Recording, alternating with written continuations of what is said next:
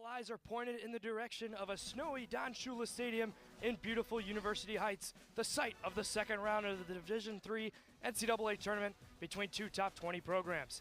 Today's matchup will feature the 20th ranked Randolph-Macon Yellow Jackets and the 9th ranked John Carroll Blue Streaks.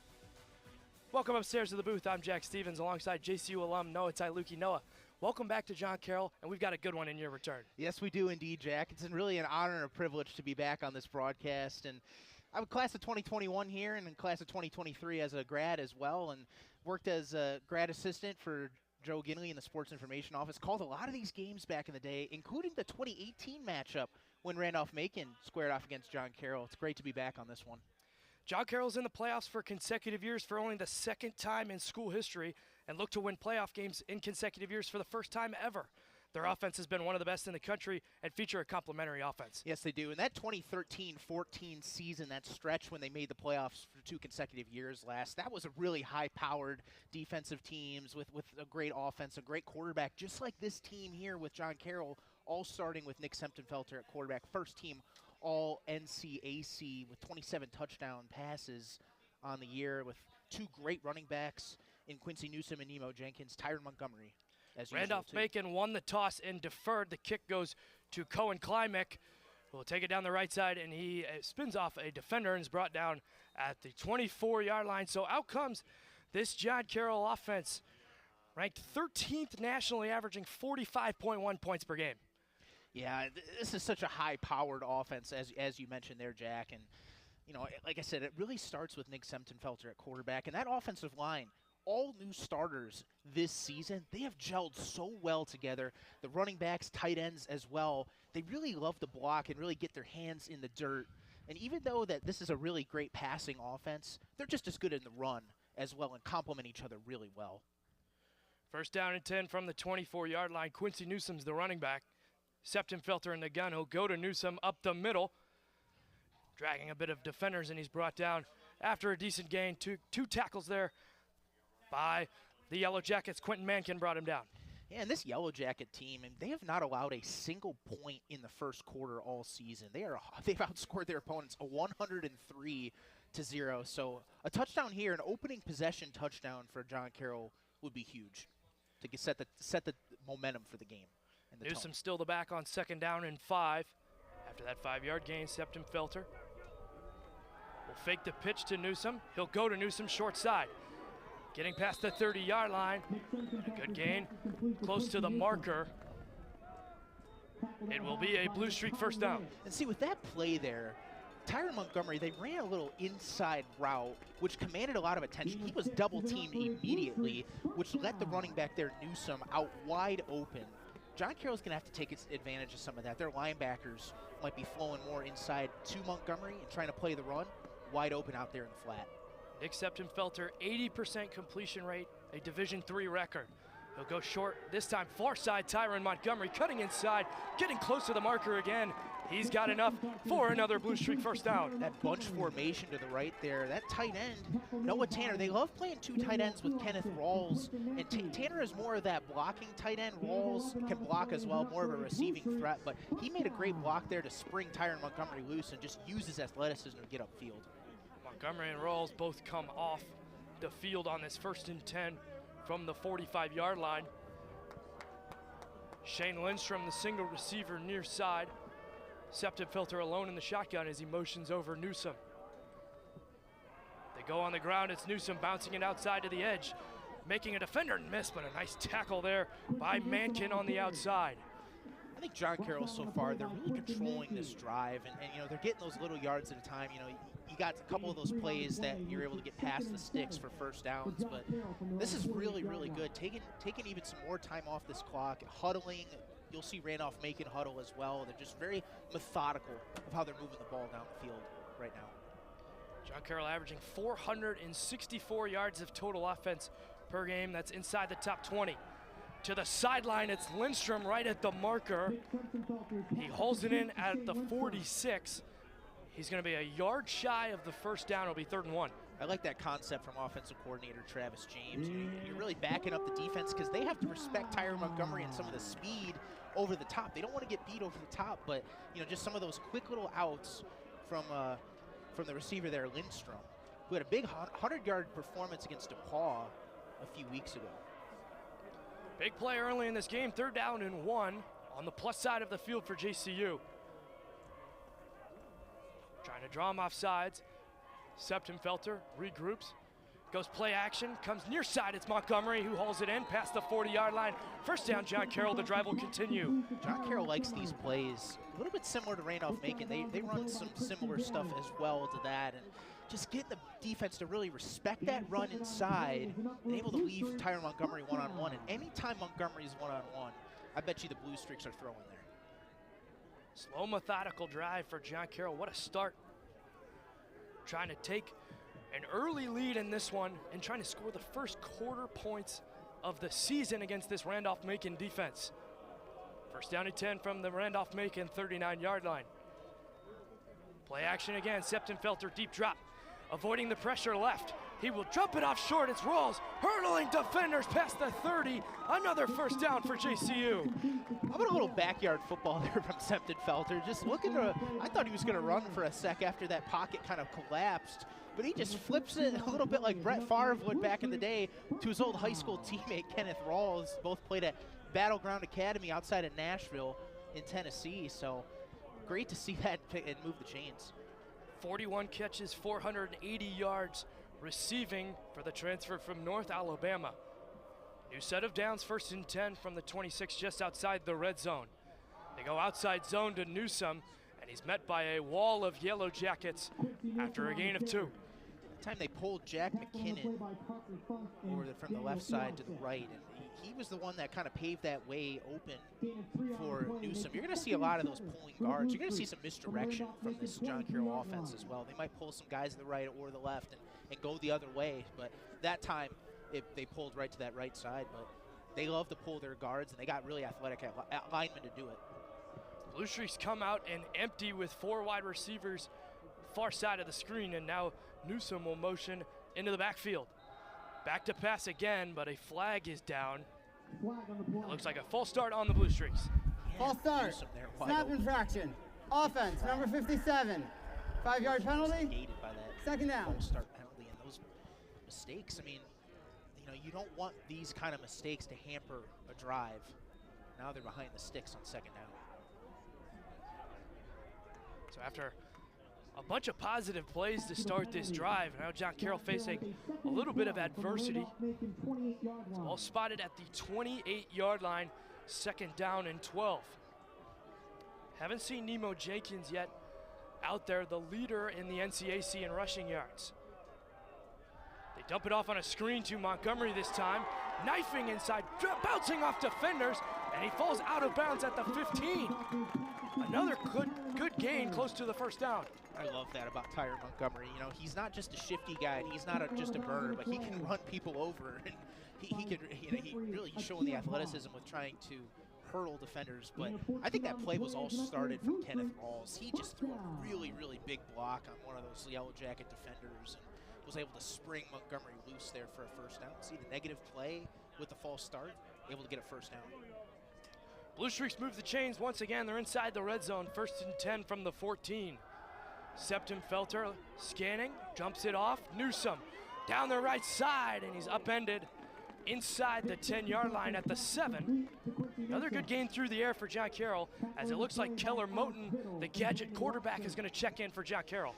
Keller Moten, the freshman, Coach Berriman said that he's really put a lot more and more on his plate throughout the week. This is a freshman from Walsh Jesuit, not too far away in Akron, and played for Coach Nick Alexander, who is the former quarterback coach, offensive coordinator for this John Carroll team back in the late 2010s. It'll be Moten with his legs, cutting inside. He's brought down by Quentin Mankin once again. Good enough for a first down, and the Blue Streaks will have goal to go on their opening possession. My grin is from ear to ear right now, Jack, because I love what I just saw there from Keller Moten, lowering the shoulder to try to get that first down. You don't see that too often from quarterbacks these days, but there's a certain toughness about him that I think what Coach Berriman, Travis James, and this offensive staff really like about him. Leading the team in rushing touchdowns with 8 as well. Really, really good to see there from the freshman. Jumbo package for the Blue Streaks as they have 1st and goal from the 3. They go play action. Septenfelter rolling to the left. He's going to pump fake and roll in himself. Touchdown, John Carroll. What a start for the Blue Streaks as they score the first quarter points against Randolph-Macon this season. And how about that on the opening drive? They lost the coin toss. Of course, Randolph-Macon deferred. I think John Carroll wanted that football anyways. But being able to score on the opening possession is exactly what the doctor ordered for John Carroll. And Septenfelter, too. He had 2 or 3 options to pass on that rollout, but he smartly decided to run it in after he didn't see any options. Didn't force it like a young quarterback might. That shows leadership and experience there from the 60-year quarterback transfer from Bucknell. Schuler's extra point is good, and what a statement made at home as you get another look of that rushing touchdown. Septenfelter's 3rd of the year.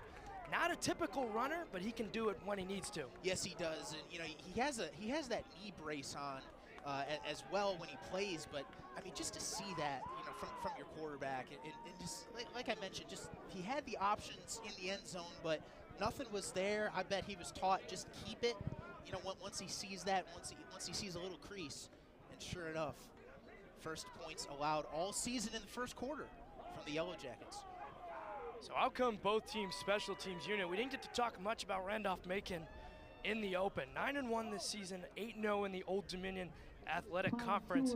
They're going to feature a little bit of an offensive style that the Blue Streaks haven't seen a lot this season. A lot of ground and pound with the quarterback and the 2 running backs. Right, because this new transition to the NCAA, a lot more teams are more pass-heavy than the OAC. The OAC, we saw a lot more run-heavy teams in that, I would say. But you know, I think John Carroll's up for the challenge. I think this defense is really going to be ready to go, and they have one of the best run defenses in the country, 2nd best actually, you know, in the country. But Randolph-Macon, you know, they've really gotten it done. Their bread and butter is that run. Grayson Ross has got a burst and a lane down the right sideline. He's got one man to beat it, Schuler, and he got the corner. Is he in? No, Schuler got him out of bounds at the 11-yard line. But what a return by Grayson Ross. Yeah, this is one of those plays. I mean, John Carroll, their special teams, they've given up a couple of these big plays this season on the kick return. And coming in, Grayson Ross with 345 yards. That was definitely his longest of the season. Coming in, it was 71. And no, they thought that The ruling is the runner steps out of bounds at the 11-yard line. It is first down for Randolph-Macon at the 11-yard line. Sideline judge had him out of bounds at the 11.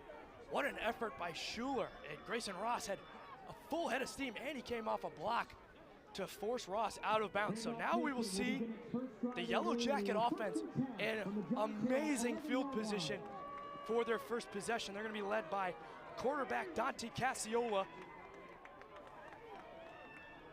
895 passing yards and 8 touchdowns on the season for the senior from Charlotte, North Carolina. And he's a transfer from Dayton. Cassiola up the middle, met by Chris Golson, an NCAC first-teamer this year. Didn't play all of 2024, but came back and has had a really nice year this season. You can see how pumped up Chris Golson was.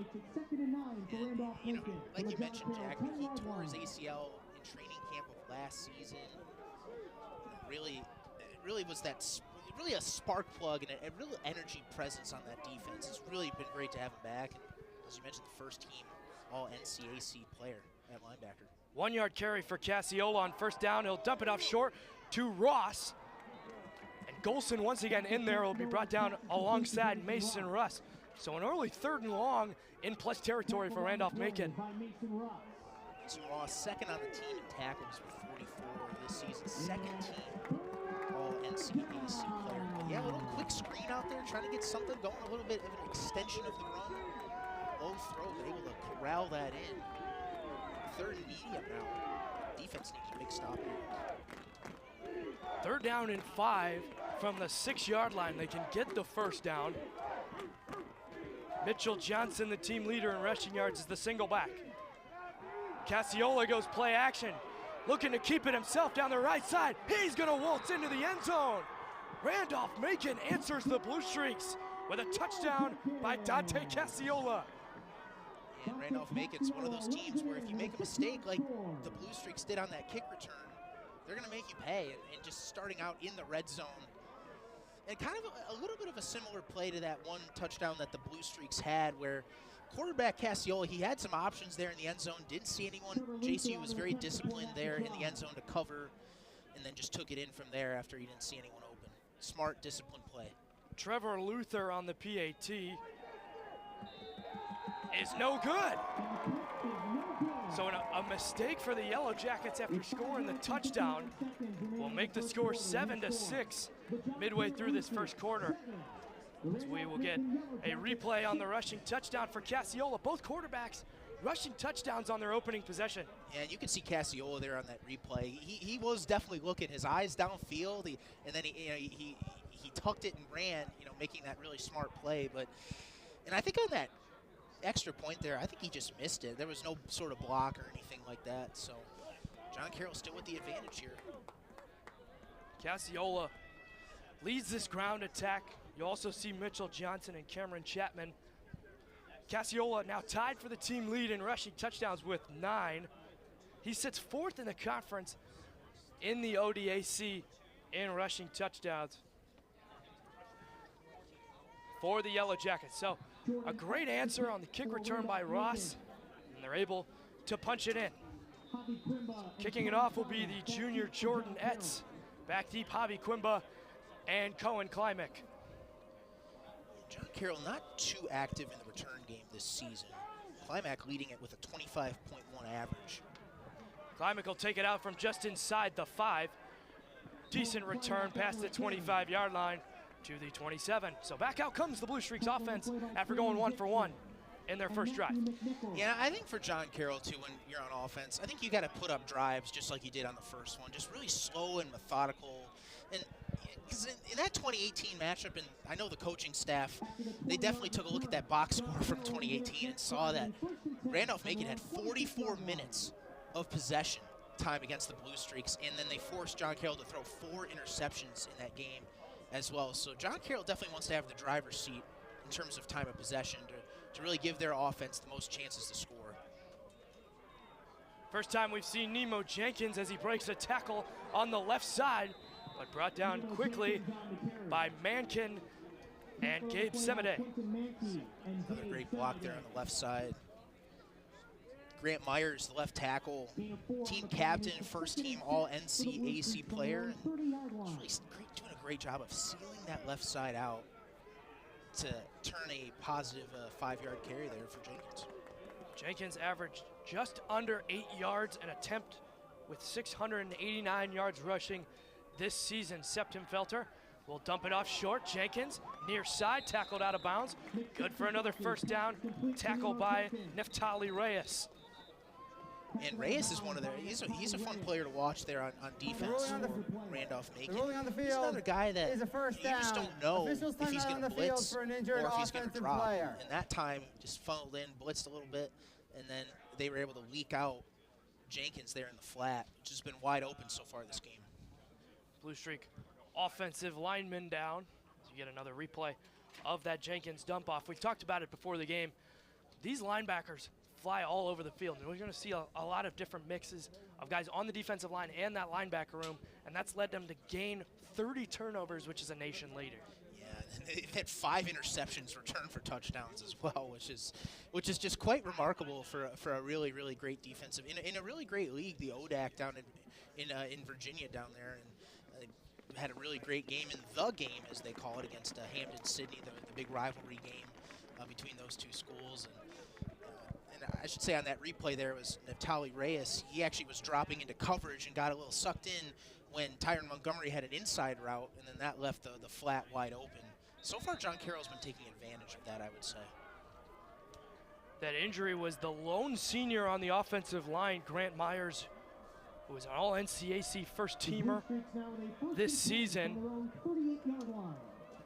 as he's replaced by number 77, Isaiah Council. So now keep an eye on that. The most experienced guy on the line for the Blue Streaks replace. They swing it out to the outside. Jenkins hauling in another reception, knifing his way for another good gain to about the 45-yard line of the Blue Streaks. And you hope Grant Myers is okay. He's just getting looked at in the medical tent right now. But yeah, Council is 6'3", 250-pound sophomore from Auburn, New York. That is going to be interesting to see because this is, like I mentioned, all 5 offensive linemen starters are brand new this year, but this offensive line has had such a continuity, and it's a big standard here, the next man up mentality, and really hope that Council's ready to play right now. Second down and 3 from the 45. They go up the middle. Jenkins with a little bit of a lane gets past midfield, brought down by a couple Yellow Jackets. Another Blue Streak first down. Yeah, just inside run there for Jenkins, the transfer from Wilmington. This is just really, really good to see right now. Like I mentioned, these drives are just slow and methodical. And this is exactly what John Carroll needs to do to just wear out this Yellow Jacket defense. So you saw Newsome all of the first drive. Now you've seen Jenkins all of this drive. Haven't seen a mix of them in this game so far. Nolan Tanner and Evan Nelson both come in motion near side to far side. Septenfelter in the gun. Once again goes to Jenkins. Cutting pass in the middle, brought down by Daniel Eliasek, the Defensive Player of the Year in the ODAC. He's another fun player to watch on this defense. 60 tackles leading this team, 3 forced fumbles, 3 breakups as well. The 5'11" senior from Midlothian, Virginia. They don't do really too much things exotic on this defense, but they're just so sound and they're just so fundamentally strong and physical, and just both teams just on both sides of the ball really have the same sort of identities, which I think is why this is such an intriguing matchup. Second down and 9, play action, short screen to Kenneth Rawls. A nice tackle on the edge by Matthew McNichol, the junior from Roanoke Rapids, North Carolina. Yeah, that was good to see there from McNichol, because I think that would have been some more yards for Kenneth Rawls if he didn't trip him up there. I think he would have gotten the first down here on this replay, but just those short passes out in the flat. John Carroll just really doing a great job, but it's going to be interesting to see here what they do on third down. So another third medium for John Carroll, 3rd and 7 from the plus 45. Jenkins still the back to Septenfelter's left. 56% they've completed on third down, 4th best in the country here for John Carroll. Go down the seam, it's tipped at the line. Gabe Semide making a big play for the Jackets. And we'll see if the special teams unit comes out, and they will. Owen Schukert will punt it away for the Blue Streak. So big stop for Randolph-Macon after giving up that touchdown on the opening drive. And Semide there on the right side, just using his hand to get in the mix there. And their defensive line, they've had some stops there, some breakups. Brady Kinlock, number 50, he's had 4 breakups this season, and a couple others have had some passes batted down at the line of scrimmage. So that's another thing to watch out for if you're the Yellow Jackets. Grayson Ross lets it go over his head, and a fantastic punt by Owen Schukert, pinned down by Climac at the 1-yard line. That's textbook punt return coverage there. You saw Climac, one of the best players on this John Carroll team, down at the 1.5-yard line. Just around that ball. They knew that ball would get that bounce, at that spot, avoiding it to go into the end zone for the touchback that would have had it at the 20. But now, a little bit of a tale of 2 drives for Randolph-Macon. Their first drive started inside the 15-yard line. Now they're inside their own 5. So we'll see how the Yellow Jackets respond here and how the defense, a lot of field to work with here. Pedro Arruza's squad, the ODAC Coach of the Year. Offensive coordinator Nick McGee backed up inside the 1. Cassiola, they'll go on the ground. Mitchell Johnson getting some breathing room for the Yellow Jackets past the 5. Nice carry there on first down. And you see all those guys on John Carroll just swarming to the ball. That's something that this defense definitely preaches, is team defense. And really having all 11 guys to the football. And that's been really a staple since I was a student here at John Carroll, when Jeff Long was the defensive coordinator, just really teaching that rugby-style tackling where all 11 to the ball. And great example there on that first down carry. We mentioned how Randolph-Macon's going to want to run the football. Blue Streak's 2nd in the country in rushing yards allowed. It's another short carry for Mitchell Johnson. Will bring up third down. I think John Carroll's really disciplined on those first 2 plays they're running, and they're really clogging up all gaps on that play. I mean, there was no point there was no way that the running back there was Mitchell Johnson was going to get outside the tackle box there, because they had everyone swarmed up on that line. And they're going to have to really be sound in their gap scheme and really have true gap integrity today if they want to stop this Yellow Jacket attack.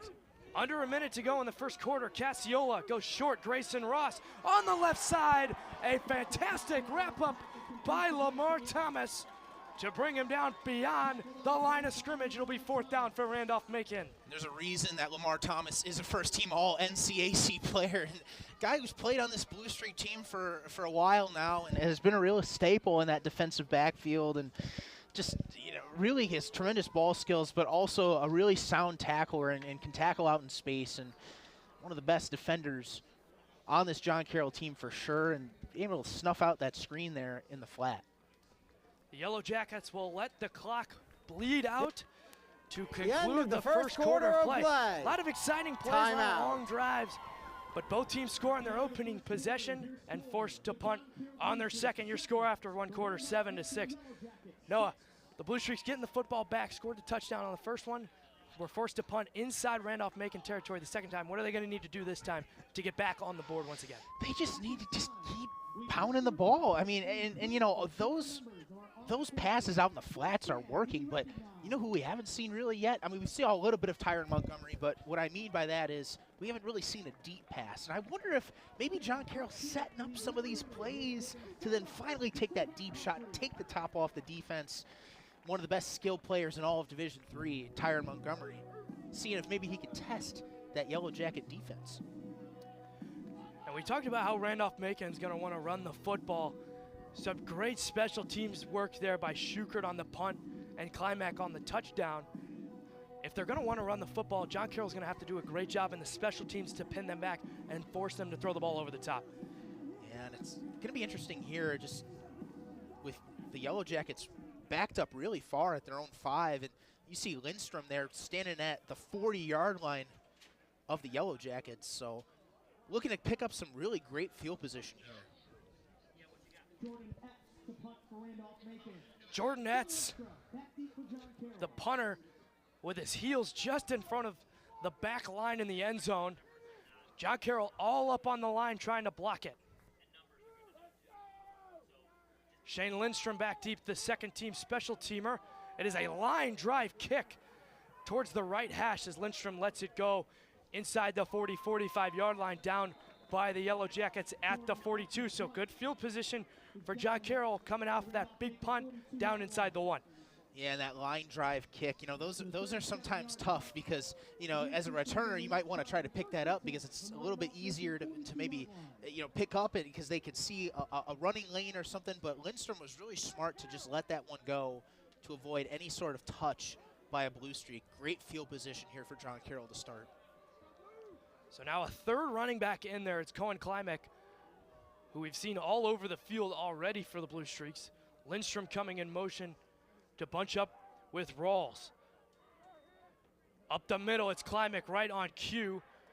Getting a decent carry past the 40-yard line to the 39. Klimek, 5'9" freshman from Streetsboro, near Akron. Just under 300 yards this season and 3 touchdowns. Just another one of these really solid running backs that John Carroll has. I know a big emphasis for them is just keeping guys fresh as well. And I think when you have depth, one of their biggest strengths, both offensively and defensively, you can really wear teams out that way. Second down and 7 from the 39. Septenfelter in the gun, pitches it out. Klimek trying to get to the outside, and a fantastic tackle again by Reyes, who we've mentioned has just been all over the field so far early in this first half. And Reyes doing a nice job of shedding that block. And, he had a little bit of a block here outside there in Tanner, the tight end, but great way to just swarm there for the Yellow Jackets. As you see there, yeah, just peeling off that block from Tanner. Being able to tackle there, 3rd and 3. Empty set initially as Tanner once again comes in motion. 3rd and 3 from the 35. Klimek also comes in motion. They'll give it to Klimek. met by Reyes at the line of scrimmage. What a job by Neftali Reyes, who's making an impact defensively early on, as it looks like the Blue Streaks may go for this. Yeah. They had Tyron Montgomery one-on-one on the outside there. They had two safeties deep, definitely respecting that speed to see if maybe they could take a shot, but ran it up there. But great job again from Reyes all over the field. And, you know, usually teams with that too high safety look, they can try to run on that, but great job with soundness from the Yellow Jackets to stop him there. So the Blue Streaks will come out on 4th down and 4 from the 36. Klimek motions into the backfield. It'll be Septenfelter, short to Lindstrom, who makes a contested catch against Christian Daniel for a first down past the 30. Wow, from Lindstrom. I mean, that just a slant route there. And how about Septenfelter zipping that ball in there in a really tight window? Yeah, just a little inside slant route and all over it. That was, I mean, that was decent coverage there from the Yellow Jackets. Christian Daniel, I believe. Just shows what kind of experience and toughness there that Septenfelter has to squeeze that ball in there to Lindstrom. New set of downs from the 29-yard line for Septenfelter. Faking the pitch down the seam. It's Montgomery who dropped it, and it's intercepted. Matthew McNichol down the right side. He's brought down by the Blue Streaks, but a game-changing play. Flag is down. It comes down at the 40-yard line. The 31st turnover created by the Yellow Jackets comes at a huge time for Randolph-Macon. That's only the 3rd interception that Septenfelter's thrown, and I think they're going to get like a hit. There was a hit, a really hard hit that they took on Septenfelter there. I think that's coming back, the return. But you don't see that too often from Tyron Montgomery. I mean, just he had him open there. That was the look that they wanted there, a little bit of a deeper pass, trying to split the safeties, and just unfortunately a really, really tough drop there for the senior. Intercepting team. So a personal foul after the play by Randolph-Macon, an unnecessary roughness call. We'll back them up a little bit after the turnover, but an uncharacteristic drop by the NCAC first-teamer Tyron Montgomery, over 1,000 yards on the season.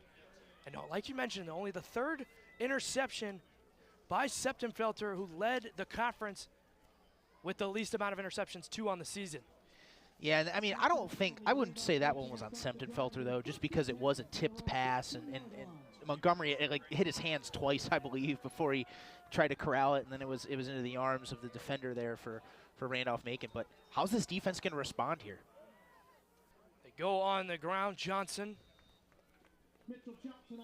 Another decent carry. Gets close to the 20-yard line. Ball will be spotted at the 19. It'll be 2nd down and 5. Yeah, we'll see. I mean, with Randolph-Macon, their identity is so based on the run. See, they're spreading out the defense a little bit here on this play. Do they take some shots at all? Do they use the play action? It'll be Johnson again, bouncing to the edge, diving forward after a tackle by Thomas.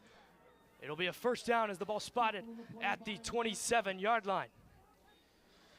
Yeah, and those turnovers. I mean, I mentioned it in the open how 4 interceptions in that game against Randolph-Macon in 2018. And, you know, I know that none of the players, obviously, from John Carroll were on that team or anything, but it's the same head coach for Randolph-Macon and same identity. And, you know, you just cannot have those turnovers, and just hopefully the defense holds.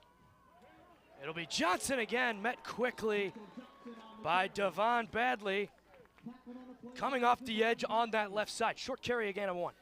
And Badley, Coach Dean Paul couldn't say enough great things about Devon Badley. I mean, he's a very instinctive player, very versatile, and really complements well with Gino Bossini, who was a 3rd-team All-NCAC pick. But you know, Badley, he put a lot of weight on in the offseason as well to really get in on those plays like he did just there. He can really take on a pulling guard and is just so effective against the run and the pass. Cassio looking to throw. He's met quickly by Golson, who brings him down past the 20-yard line. That is why he was an all-NCAA first-teamer this season. Golson just coming in with reckless abandon there on that play, seemingly. Just how quick he was, and that's his biggest strength is his quickness. And really just Golson all season long has just really been that Energizer bunny, a team captain, just has such a high motor, and you saw it on that play. Last year when he tore his ACL, Coach Dean Paul really challenged him to be a CEO. And what that means is Chief Energy Officer. Definitely brought it last season when he was out. Definitely bringing it on the field there on that play all season long, though. Cassiolo dropped a pass on 3rd and 15. It's batted down at the line of scrimmage by Ben Day. So the Blue Streaks, after throwing the interception, their defense picks them up, and they force a 3-and-out for the Yellow Jackets, and they'll punt it back to the Blue Streak offense. And Ben Day using his long arms to get that one up, and you know, that's another really tremendous play there from John Carroll's defense. And you know, we saw that batted ball on 3rd down earlier, you know, in the drive, I believe, for Randolph-Macon when they were on defense. Then John Carroll gets one there on 3rd down, forcing another punt. And I'll tell you what, that defense really responded after that turnover by Semptenfelter. Low snap on the punt. Etz gets it away. Lindstrom will let it go out of bounds. Some more good field position for the Blue Streaks as we await the spot. It will be at, I believe, he's still going, and it'll be at the 40-yard line. So great field position once again for the Blue Streaks after their defense gets a stop. It's funny, Jack, I was watching the clock there, and I thought for a second, like, the clock operator's got to stop, but I didn't realize that that ball was still going. I thought that ball had went out of bounds, but seems like maybe that tip just stayed in and then got a really nice friendly bounce for John Carroll. And they're really in business now, but they have to capitalize here. They have to go up, you know, try to make it a two-possession game.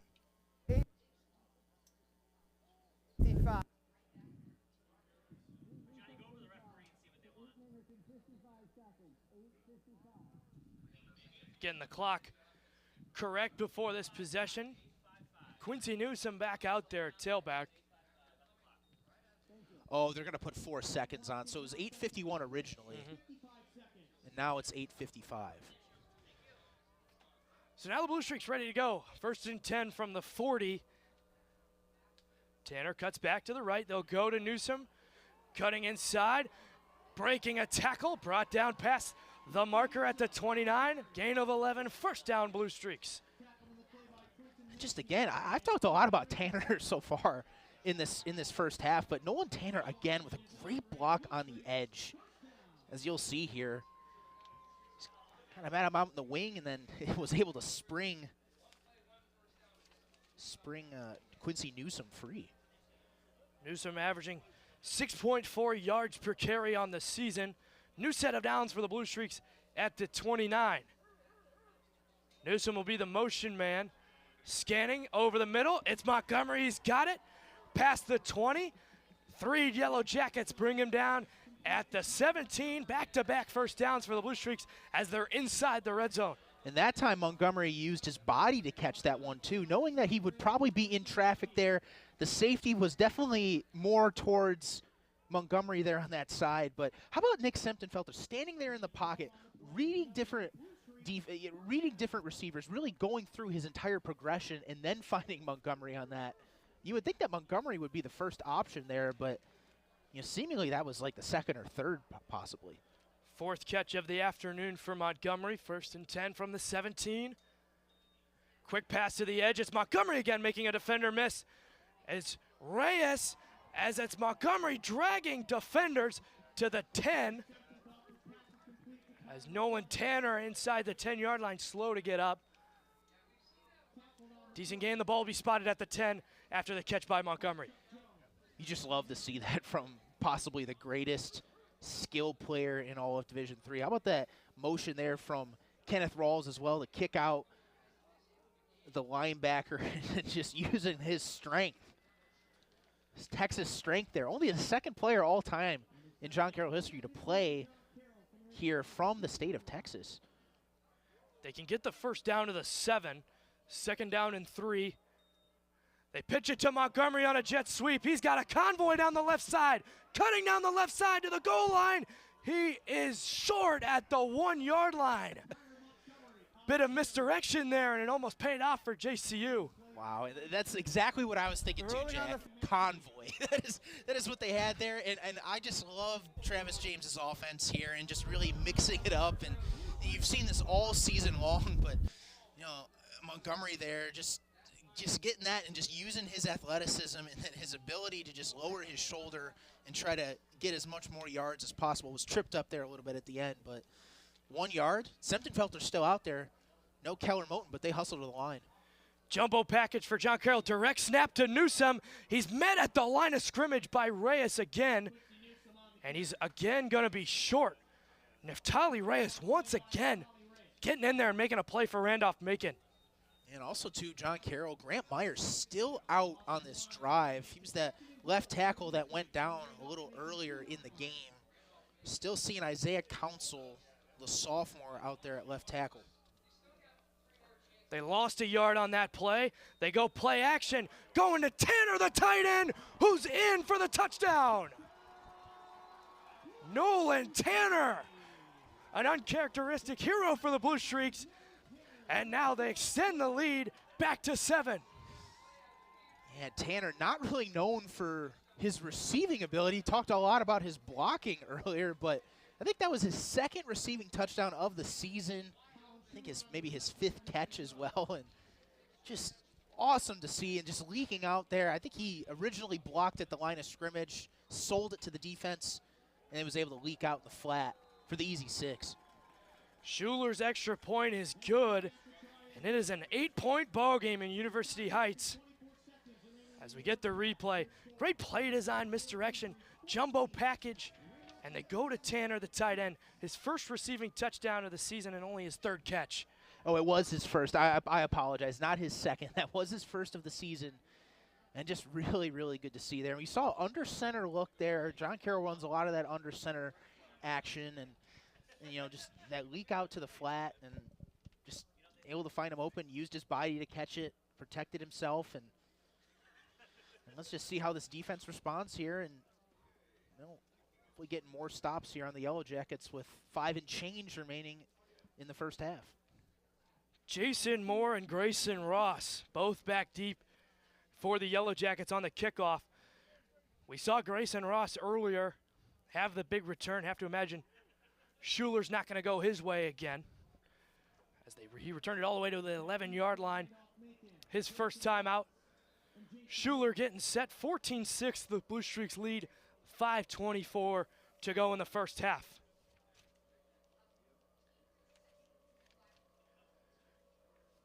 Getting set, and he will let it go. And he does go to the right side towards Jason Moore, who receives it at the 9. He's got a decent lane, and he's met at the 29-yard line. Big hit there by the Blue Streaks, and out comes this defense once again. Yeah, we'll see if the Yellow Jackets test any of these DBs. So far, it's just been a lot of inside runs or off-tackle plays, and no, I just wonder if they're just setting up, you know, this run to maybe take a deep shot or run play action, because that's what they can do. And trying to keep the Blue Streaks, you know, on their toes. But John Carroll just so far this season has been really, really sound and really disciplined, and they've all been on the same page. But just curious to see if the Yellow Jackets will try anything to get the defense off balance. Chapman on the right side, tripped up by Devon Badley at the line of scrimmage. We've seen a lot of him so far early on in this first half. That's right. And Badley, too, I wanted to mention, he's from Painesville Harvey High School, so not too far away. Graduate of Harvey is Don Shula, Don Shula, of course, Shula Stadium, the winningest coach in NFL history. The stadium's named after him here. Also, Tony DiCarlo, a Harvey graduate, and the gym is named after here. And such a great athletic director, administrator, and coach for the Blue Streaks in history. And he definitely knows that those guys graduated and wants to live up and keep the Harvey name alive. They'll go short to Chapman, who's wide open. Crossy laying some lumber at the 32-yard line. A flag is down. Potentially targeting call, but what a hit by the sophomore Crossy near side. Dylan Crossy, second team All-OAC. Hello, the 5'11 sophomore from nearby Aurora. But great hit there. Just You know, Coach Behrman just telling the sideline to just settle down for a sec, but just really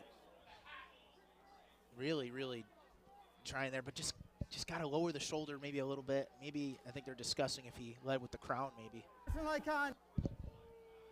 So after the play, looks like an unsportsmanlike conduct foul on John Carroll. Would be a 15-yard penalty, another first down. Correction, unnecessary roughness on Crossi. As you get another look at this hit, Cassiola goes to Chapman, who's wide open, but Crossi just comes out of nowhere, lays some lumber. He stared over him a little bit after the play. Yeah, he was definitely running full speed there, just trying to make that play. That was wide open play in the flat. Kind of like what John Carroll's had, some of those wide open plays in the flat earlier on offense. Chapman straight after the hit gets the ball. Once again, taking another shot by the Blue Streaks.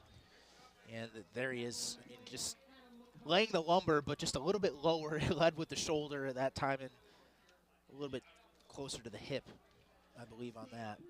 Adam Lacarte, the sophomore safety, making the hit after the gain of 3. 2nd down and 7 from the 49. Only the second time that Randolph-Macon's crossed the 50. First time came on that big kick return. Cassiola will keep it himself up the middle. Met by Tommy Wazinski in the middle. The NCAC first-teamer meeting him at the line of scrimmage head on. And, you know, Tommy Wazinski, we were down there for pregame warm-ups, Jack, and, you know, I see Tommy Wazinski leading the charge out with the offensive and defensive lines, and, you know, he's listed as 5'10", but, you know, he plays a lot bigger than what his size is, and 275 is what he weighs, but, I mean, first team all NCAC for a reason, just that real spark plug up the middle, and Coach Dean Paul said that this could be really a game that he shines because this is a team that really fits his style of playing the run more. Cassiola, blitz coming, stepping up in the pocket, going through his reads, cutting back to the right side, shaking off a tackler, shaking off another one. He's going to go to the sideline. It's tipped by Lacarte at the original line of scrimmage, and they force a fourth down for the Blue Streaks. Well, I'll tell you this, that was really great job by John Carroll. You know, even though they didn't necessarily get Cassiola down on the ground, I mean, they still stayed disciplined with all those receivers that were running routes. And, you know, sometimes teams have a little bit of like some scramble rules or whatnot. But John Carroll just staying so sound and disciplined in their coverage as he looking to the left and then rolling to his right, but able to get a hand on that one. And, you know, just a really, really great job, a stout effort from the Blue Streak defense. He's looking for Jason Moore on that right side. It's Etz. That may have gotten tipped at the line of scrimmage.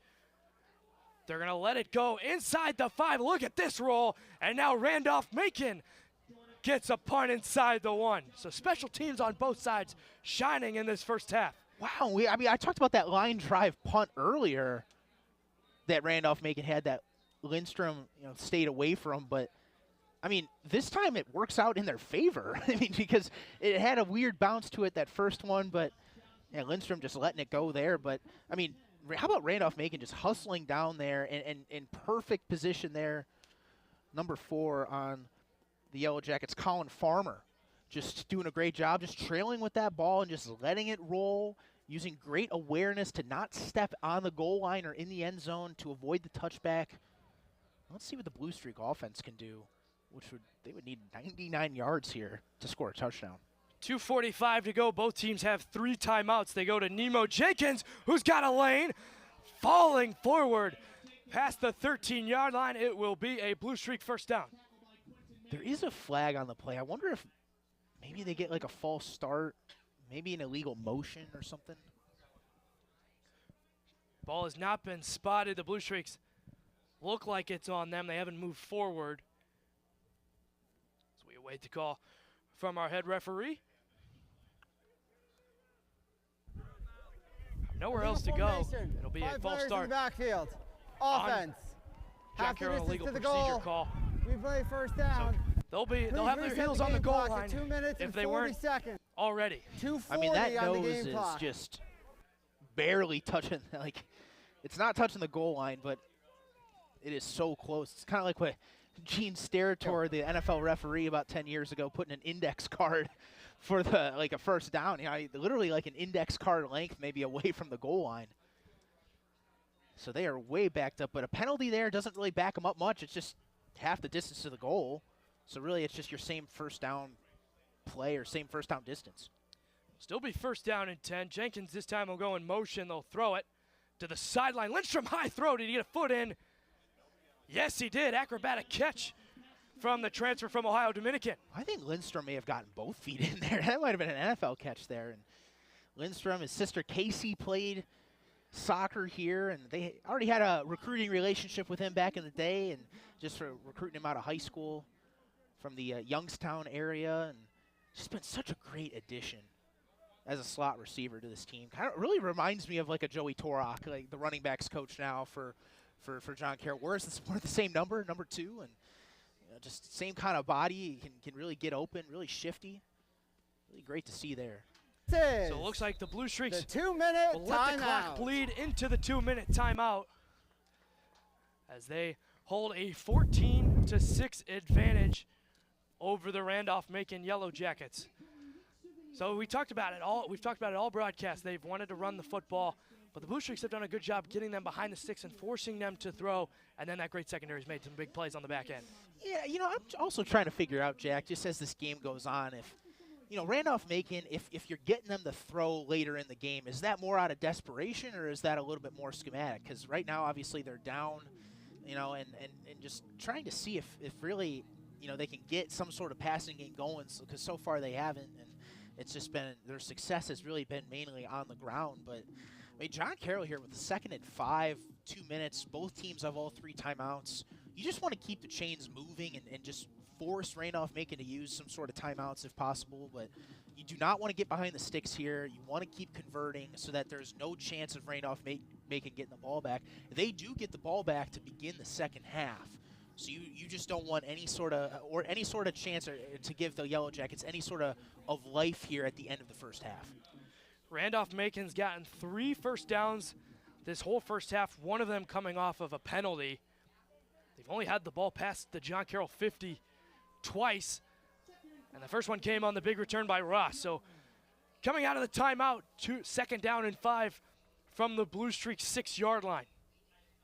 Back to pass is Septemfelter up in the pocket. Long throw caught by Nico McBride towards that Randolph-Macon sideline. It'll be a first down. McBride, just his 10th catch of the season, does have a touchdown as well. 6'1" freshman from Brighton up in Michigan, went to Catholic Central High School. His team is playing in the state championship today, but just how about Septemfelter just going through his progressions yet again and making a really difficult throw there on the left side. I mean, that's to the field side, which means, you know, he got all that field space. The boundary is a little bit shorter to the sideline on that right hash. Just showing his arm strength there and ability to make those throws.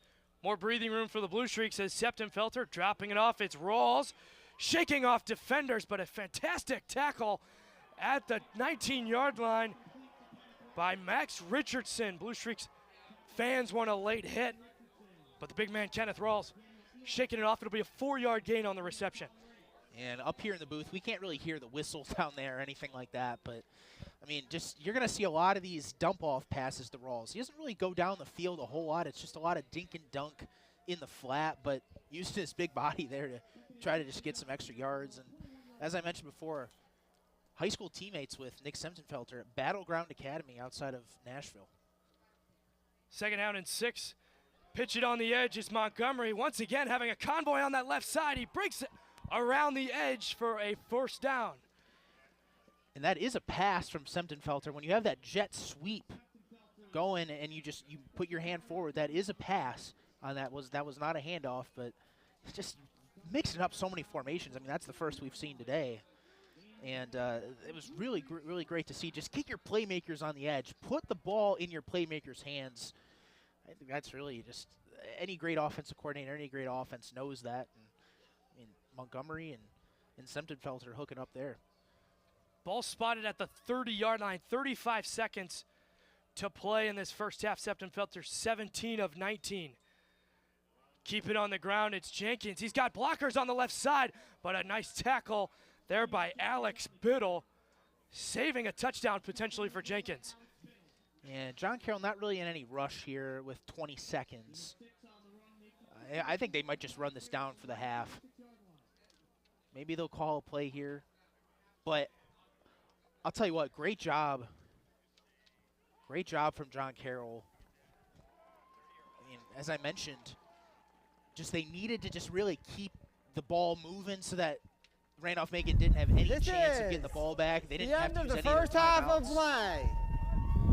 Really good job there. I mean, just backed up at their own 1 yard line and able to get some yards. I know that it didn't result in a score or anything, but I think the goal of that drive was just to make sure that the Yellow Jackets did not have any sort of chance or possession there. So a fast-paced first half, which took place in under an hour real time. Lee has the home team, the John Carroll Blue Streaks, ahead 14-6. As you see some first half highlights. John Carroll, 225 yards of total offense. And Nick Septenfelter being as efficient as always, 17 of 19. Came into today 80% completion rate. He's been doing his thing with those short passes. And one of those incompletions was that drop from Montgomery that ended up being intercepted. So, and you see a lot of those run plays there on the highlights, and that's part of the reason I think why this game has gone so quickly so far in real time, because when you keep it on the ground, you're going to keep that clock running, and but they've been so effective even through the air today as well. You see that Septenfelter play, just using looking for the options. The same sort of play here from Cassiola, Randolph-Macon's quarterback, just didn't see anything in the end zone and was able to run it in. But and then there's a nice sack there from the Energizer Bunny, the CEO, Chris Golson, getting in there. Randolph-Macon, 22 yards total rushing. Cassiola, 8 yards passing in that first half. They will get the football to start the second half, trailing 14-6. We will step aside briefly from Don Shula Stadium in the second round matchup of the Division III football tournament. John Carroll, the 9th-ranked team in the country, leads the 20th-ranked Randolph-Macon Yellow Jackets 14-6. We will be back on ESPN+.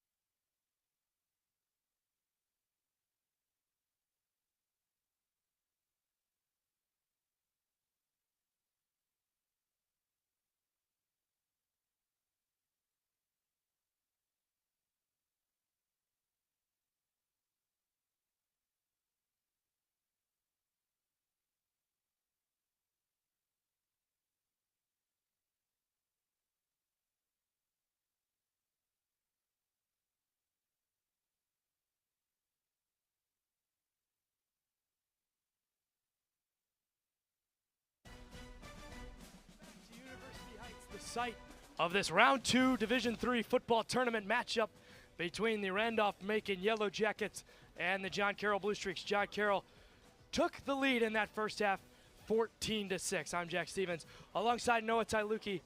Noah, the Blue Streaks got it done on both sides of the football, and their defense forced the Yellow Jackets to 22 yards rushing in that first half.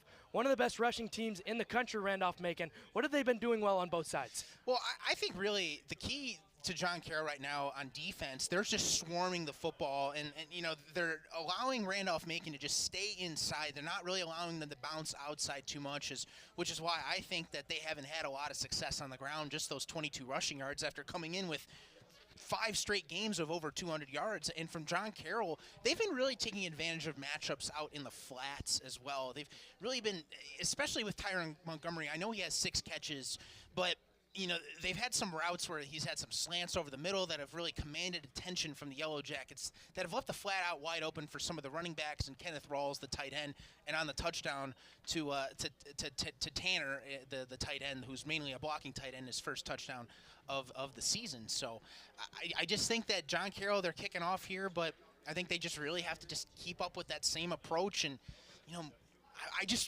me as a fan, I just really want to see like a Tyron Montgomery like deep play just to test that Yellow Jacket defense. But right now, just some of this little dink and dunk and progressing, you know, using all of the progressions from Semptenfelter, being really smart.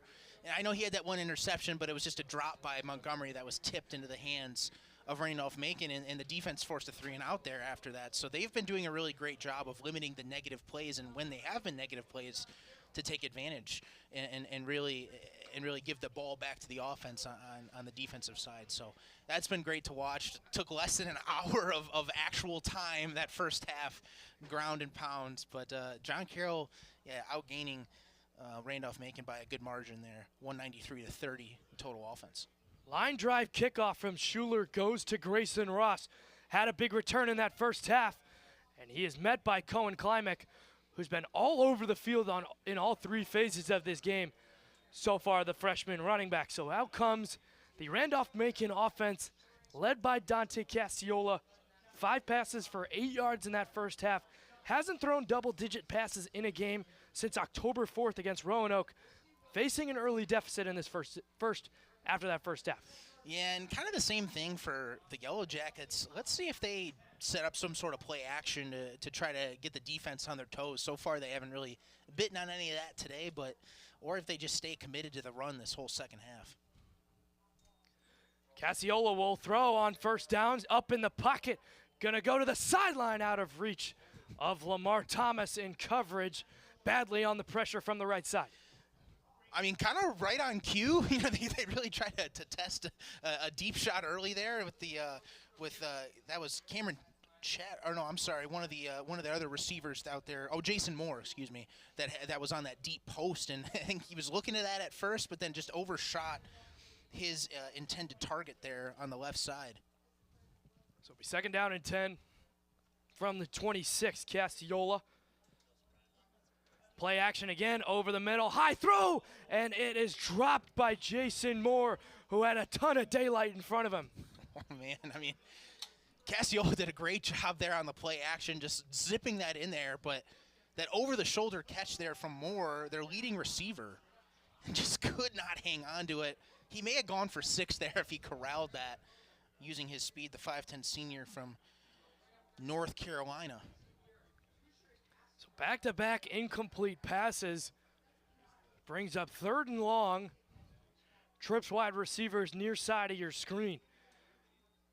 They'll keep it on the ground this time. Ben Day dragging him down at the 21-yard line. A loss of 4. 3-and-out go the Yellow Jackets to open the second half. So that was an interesting game plan there out of the half, you know, their first possession of the third quarter. They tried 2 passes, and then they kind of tried maybe that to set up the run there on that 3rd down, but just sniffed out immediately by Ben Day, just doing a really great job on the edge there.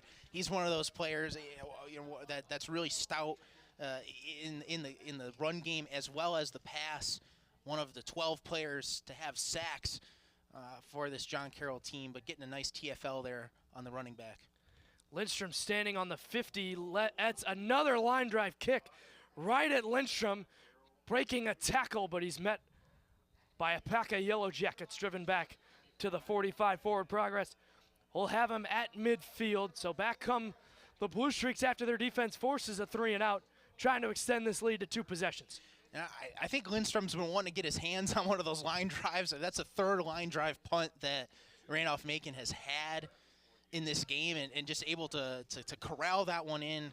Got a couple after that, but nice job of just at least getting the ball and not letting it touch, to potentially set up a turnover there and have the Yellow Jackets get the ball back. Septon-Felter back out there, 18 of 20 in that first half for 133 yards. They'll go on the ground. It's Newsom. Met quickly. Gabe Semide right at the line of scrimmage. And a bunch of Yellow Jackets come and clean it up. No gain on the opening play. I think it's also interesting, Isaiah Council still out there at left tackle. We mentioned the Grant Myers injury in the first quarter. Team captain, first team all NCAA left tackle. Not out there to begin the second half. And that time they did pull Council over to the right side, but some of those other defenders inside made the play for the Yellow Jackets. 2 motion men for John Carroll, Rawls and Newsom. Second out and 10 from midfield. Septon-Felter, long throw to the sideline, diving catch. It's Lindstrom for a first down to the 42. Again, another long pass there to the field side for Septon-Felter to Lindstrom. And I think his initial read was to Newsom there out in the flat, but he was pretty much bottled up immediately there in the flat, but then uses that strength of his to just really get that ball to the left side of the field on the field side and get that over to Lindstrom for his second catch of the day. New set of downs. Fourth catch, First and 10 from the 36. Tanner had a touchdown reception in the first half. Motions to Rawls' right. Now here comes Newsom. Pulling tackles, they'll go to Newsom. Nice tackle in the middle by Tim Semish. Oh, Troy Morawski, the right tackle, he was about 10 yards downfield on that play. I saw him get wrapped up there and fall to the turf. But, Randolph-Macon so far pretty stout against the run on this drive. But John Carroll just being methodical, still huddling up, not trying to go up-tempo whatsoever. And, really just keep the clock churning a little bit, just giving them more chances to try to score with that time of possession. 2nd and 9 after the rush of 1 by Newsom. It'll be Septon-Felter back to pass. Underneath, diving catch, Nico McBride, the freshman. Second catch of the game for him. He's down at the 30, untouched. And good job there from the freshman McBride to just corral that in. And even if he had to go to the turf, still maintaining the catch. In college, of course, you're down, not like the NFL where you can get back up. Nice, just a crossing route there from McBride. Let's see what they do here. If they run this ball, or they try to go up the middle, or spreading the defense out a little bit here. 3rd down and 4 from the 30. Montgomery in motion. Back to pass is Septon-Felter. He'll dump it off short. Rawls hit immediately at the 26. That will be enough for a Blue Streak first down. And you saw some zone coverage there from the Yellow Jackets. They were dropping their linebackers. You saw Tyron Montgomery trying to get open there on a crossing route to the left side, but those linebackers kind of moved with him. But then you saw that void in the zone there for Kenneth Rawls, and Septon-Felter, the veteran quarterback, sensing that right away, able to fire that one in there to his high school teammate. John Carroll in no rush offensively. Play clock under 15. They lead by 8. Lindstrom coming in motion. Up the middle, Newsom bouncing to the edge, now cutting inside. Met at the line of scrimmage again by the Yellow Jackets. So they've done a pretty nice job on this drive, containing the run. Yeah, really bottling them up, but the kryptonite so far has been the pass, and even on those 3rd downs, John Carroll, one of the best teams in the country at converting on 3rd downs, and just really on that first down play, bottling them up, and we'll see what they do here as they approach the red zone. So after no gain by Newsome, 2nd down and 10 from the 25. Septenfelter again in the gun. He'll swing it out quickly. Newsome, kind of an extension of the running game. He's got room to work. He's got the 1st down past the 15-yard line.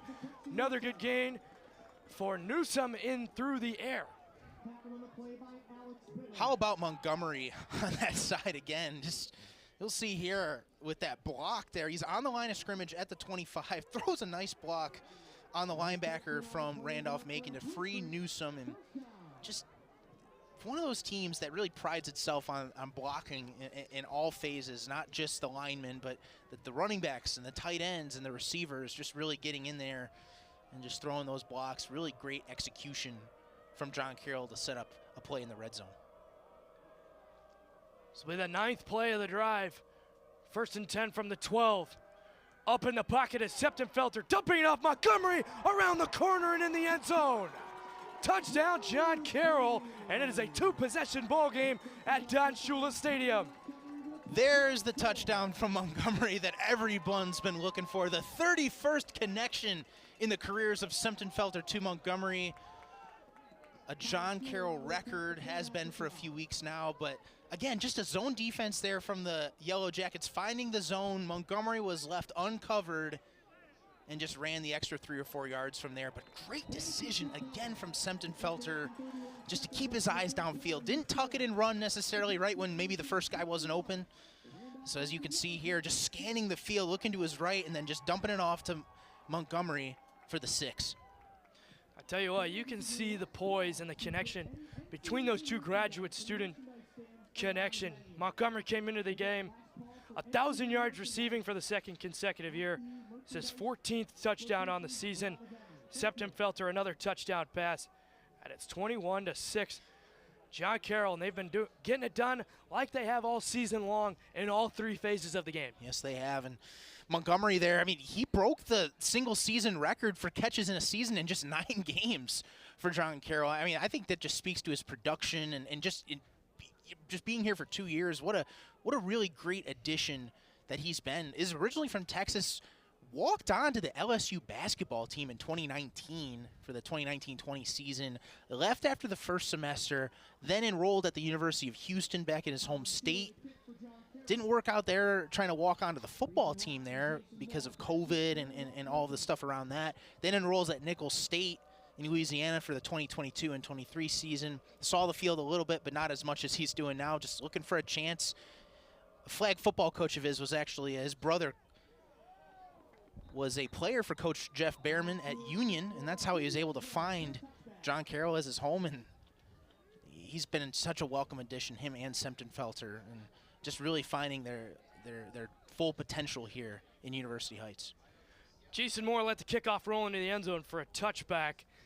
Just an incredible story. A guy who's only been playing football for 4 years of his life, and he steps on campus here and has just made some incredible plays. So do or die time kind of for Randolph-Macon. Under 9 minutes to play in the 3rd quarter, down by 15. As they have the ball on the 25-yard line, 1st and 10. Cassiola back to pass. Great coverage down the field by the Blue Streaks. He rolls out to his right, and Ben Day wrapped him up after a gain of 2 by Cassiola with his legs. Keep doing that if you're John Carroll. I mean, now you're starting to see a little bit more throws in the second half for the Yellow Jackets, more so than they had in the first half. Just trying to get something going, knowing that they really haven't had much success on the ground. But John Carroll knows that. They know that they want to try to force the Yellow Jackets into some of these situations, but just being sound and making sure that you know who to cover on those plays. They did an excellent job there on that play. Bit of up-tempo work by the Jackets, and Mitchell Johnson corralled immediately once again by the Energizer Bunny, Chris Golson. Chris Golson just, again, had that ACL tear last year, missed all of last season. The team captain just doing an outstanding job, a real leader for this defense. This team defense, it's a defense that not really like one guy stands out. I mentioned before, 12 different players with sacks. You don't really know, who's coming at you sometimes, and I think that's a real strength in the depth of this defense to really keep offenses off guard all season long. Another 3rd and long for Randolph-Macon. Cassiola somehow evading pressure, but he's dropped by Mason Russ. The defense coming up big here.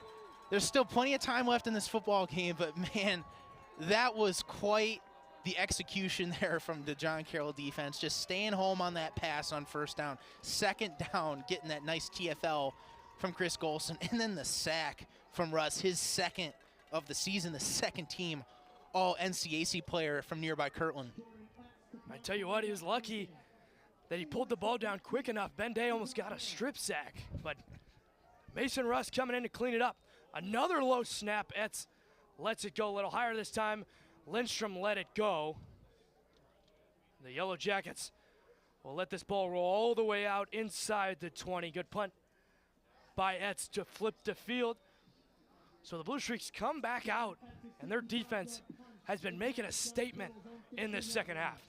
Yeah, I think if you're John Carroll, just keep mixing it up there with some of those runs and throws. I mean, it's been working all game so far, and I know that the Yellow Jackets kind of bottled them up on the run game there, in the which allowed for the pass game to get a little bit more open. But you know, if I was John Carroll, I would just keep doing what they're doing and really try to score here. And going back to that defense, you know, great play there from Ben Day, and then there's that tackle for loss from Chris Golson, the Energizer Bunny, and then the sack on the third down. It's really been the front seven, cleaning everything up for JCU. Nemo Jenkins gets the carry on the opening play of this possession with a burst gain of 10 or 11. It'll be a John Carroll first down on the first play. And that's like the third or fourth time maybe this game that I've seen Isaiah Council, the new left tackle, come in and pull to the other side of the field to get that knockout block there on the defensive end, as you can see here. Boom on there, and gives a little crease for Jenkins to get that first down and keep the chains moving. He has done a heck of a job stepping in for the only senior on this offensive line, as the Blue Streaks have a new set of downs. Faking the pitch. He'll go that side. It's Jenkins on the left side. Forced out of bounds by Reyes. Not after a gain of 9, though. Another chunk play for the Blue Streaks on an early down. Again, just those flats. For the most part this afternoon, the Yellow Jackets have not been able to stop throws out to either the right or the left flat. And, you know, you saw Semptonfelter fake the pitch to Jenkins and then just flip it out there. Again, the Yellow Jackets just have to respect the run so much because John Carroll's so good at it that keeps the linebackers and the defense inside the box, which is allowing that flat to be wide open. There it is again with Jenkins, but they throw it to Montgomery. Montgomery has enough for the first down. He's brought down at the 39-yard line by McNichol. Another catch for Montgomery. Haven't seen him really go over the top that much, but they have been getting him involved in that offense. I'm just waiting for when Montgomery, as you could see here, he had two options there in the flat. You had Montgomery to the right, and I pointed out Jenkins on the left, and he just came back for that ball on a little bit more of a screen pass and was able to just use his athleticism to outrun a little bit of the defense to get the first down. Ball spotted at the 40-yard line, first down and 10 for John Carroll. It'll be Jenkins once again through the left side with a bit of a lane. And once again, another nice play on first down for JCU.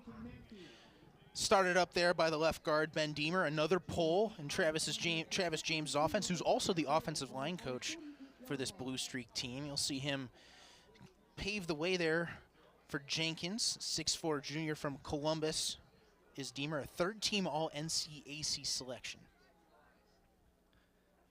All 5 of the offensive linemen on this Blue Streaks offense got all NCAC nods, along with the coaching staff winning coaching staff of the year in the NCAC. Second down and 2. Flip outside, it's Jenkins. Bit of running room down the right side. He's brought down past the 45-yard line. Another Blue Streak first down. I know this isn't like the Packer sweep like Vince Lombardi in the 1960s, but you know, you get a seal here and a seal there and try to run this play in the alley. And I think that's what Nolan Tanner did. He sealed the edge there, and then the rest of the offensive linemen sealed that left side, able to get Jenkins up in the alley. We've seen that time in and time out this whole game for John Carroll. And really all 5 offensive linemen and the 2 tight ends capable of moving left to right up at the line of scrimmage. Play action, Septenfelter facing some pressure, goes short to Rawls on the right side. Once again, taking a bunch of Yellow Jackets to bring him down. Got past the 35-yard line. Another chunk play for the Blue Streak. Septenfelter staying a little bit conservative with the football. Yeah, but this is another reason why the defense or this offense is so lethal. I mean, you have a combination with Montgomery and Rawls both to the same side. You have Montgomery a little bit more of like a high-low. We have Montgomery at the high, and really like the defenders are taking him, which is leaving Rawls just wide open, and that's arguably the best 1-2 punch in terms of like a receiver tight end combo in the NCAA scene and possibly the nation. Up the middle again, it's Jenkins having enough for a first down as he darts past the 30. Just slow, methodical pace for the Blue Streaks, leaning on that offensive line who's been muscling their way so far. And I love it. And I think part of why they do it is because they rotate some of these guys and they just keep some of these guys fresh. But this is John Carroll's game when they can control the ball, and it's really, really awesome to watch because you see a lot of offenses in college football that are hurry up. They just want to go fast. They want to try to run as many plays as possible. But for Septenfelter, he's so intelligent and he's really a smart player. He's allowed to just kind of slow the game down a little bit, and I think this is what allows him to really dissect the defense. It's Jenkins again on the left side. A nice tackle there. Bringing him down, Alex Biddle and Matthew McNichol in there for the Yellow Jackets. So now a little bit of adversity on offense for the Blue Streaks, who've kind of been rolling by so far. Yeah, second down, just approaching the red zone at the 27. You see Lindstrom checking back in, and you know you think about field goals as well. Colin Schuler, 12 of 15 on field goals this season with a long of 46. So definitely in field goal range, you would say. His second team all NCAA kicker as well, but John Carroll's not thinking about field goals. They're definitely thinking touchdowns here. Again, Rawls on the short side. Caught a big hit there by Daniel Elisik on that left side. Short gain for John Carroll facing 3rd and 7. Elisik, the defensive player of the year in the ODAC, just laying the wood there on Rawls. And I don't think Rawls has really been hit like that really much this season. Just one guy that just kind of lays him out. I mean, such a big player, 6'4", 230. That he's listed as, and you see him just drag defenders, but ODAC Defensive Player of the Year definitely making his presence known on that play in University Heights. Blue Streaks have to run a play before the end of the quarter. Septenfelter alone goes to the left side. It's Lindstrom. Got enough for a first down. He spun off a defender. He is into the end zone. Touchdown, John Carroll. What a play by Lindstrom on the outside. You know, I was watching that left side of the field on that third down, and I saw that little hook route there by Lindstrom, and he was just perfect in symmetry and the chemistry that he has with Septenfelter. Septenfelter had that ball out pretty much as soon as he made his break. He knew that ball was coming, and then just that yards after the catch from Lindstrom to not get out of bounds or anything like that, just get upfield, and at that point had an opportunity to score. Schuler's PAT once again splits the upright. Shane Lindstrom, 3rd touchdown on the season. Not the biggest guy in the world, but breaking 2 defenders on that outside, hitting the B button down that left sideline. Yeah, and I mentioned earlier his sister Casey was a great soccer player at John Carroll during our time here. It was class of 21, just like I was, and Lindstrom, I mean, just really doing a great job using the athleticism to spin out of that tackle. And it's really, really fun to see. 136 yards against DePaul as well. John Carroll, 28-6 lead, and really making their statement, doubling the lead with a 14-6 lead at halftime. They scored 14 in this 3rd quarter, and they've been doing it, this offense, getting a job done through the air. Septenfelter's been efficient as always. Yeah, he's been extremely efficient and just really the only quarterback in NCAA history, regardless of division, to complete 80% or more of his passes in at least the regular season, and really living up to that number so far in this one, and just so efficient. And I know that he had that interception, but really that went off of Montgomery's hands twice. before he could before that was intercepted. So I wouldn't put that one on Sempton-Felter, that turnover. It's a line drive kick by Schuler right at Alex Biddle. Brought down immediately at the 40-yard line. Yeah, you mentioned it, Sempton-Felter, 28 of 30. One of those 2 incompletions coming on the drop pass by Montgomery. 232 yards and 3 touchdowns. 2 of them coming inside the red zone. The one to Lindstrom, as you just saw, and then the short pass to Tanner. So first down and 10 from the 40. This will be the final play of the third quarter. New quarterback in for Randolph-Macon. Down the sideline, it's Moore. It's incomplete.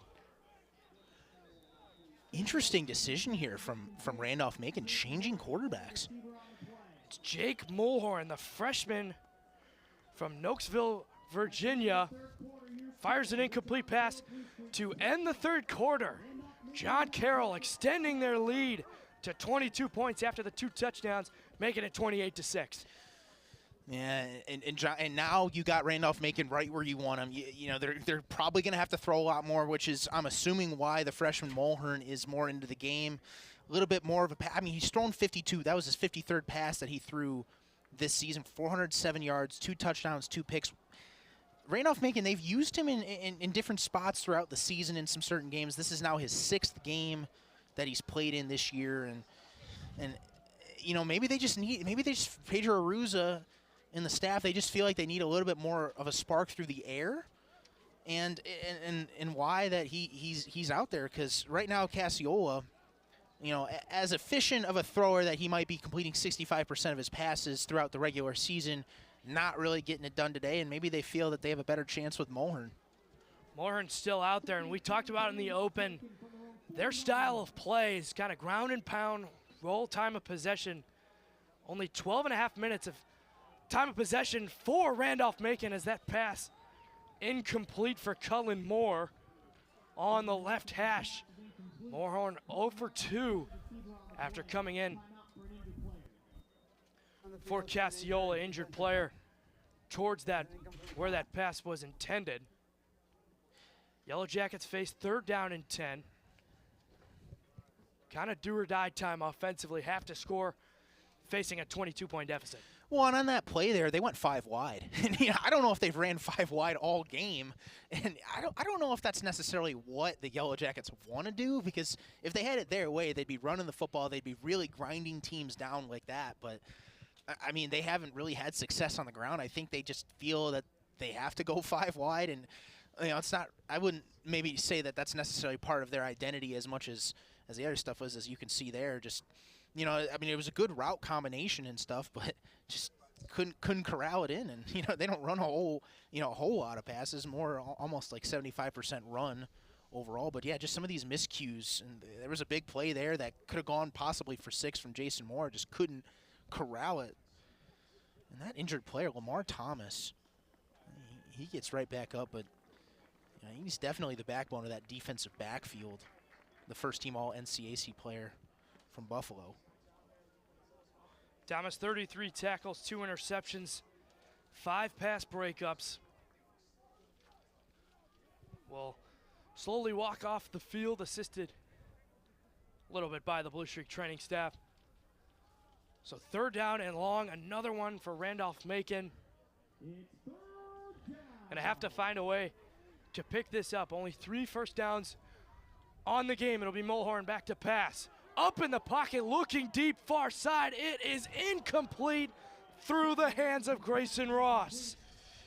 I was watching Adam LeCarte there. He's the one that came in for Thomas once he left to the sideline, and had a feeling that the Yellow Jackets might test him there just because he was coming off for Thomas. But I mean, he had him there. He was open. It just missed him. And that's honestly, in terms of the passing game, that's been the story for the Yellow Jackets. They've just had some missed opportunities and never are really able to find a rhythm through the air. We've mentioned it. 3 first downs for Randolph-Macon. Etz has been a busy man in the punting unit. Well, rugby-style punt. Good punt this time. Goes over the head of Lindstrom, but this will roll into the end zone for a touchback. Blue Streaks will have the ball at the 20-yard line.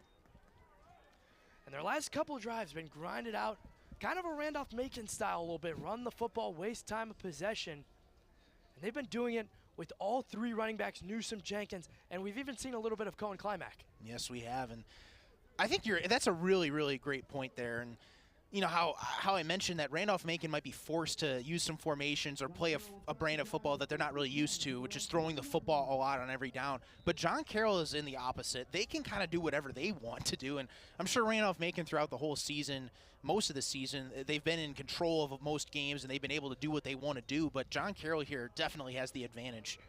Climack again, got a burst. Another nice lane towards the line to gain. Waiting the spot from the referee. He's going to be a yard shy of the first down. Still though, 9-yard carry for Cohen Climack, the freshman. Sets up second down and manageable, way ahead of schedule. Again, just Tanner again with a nice kick out block there on the wing. Able to free up Climack. And he was limping a little bit after that play. He's still out there to the right of Sempton-Felter. So second down and looks like less than one. Keep it on the ground again. Climack got the line to gain first down.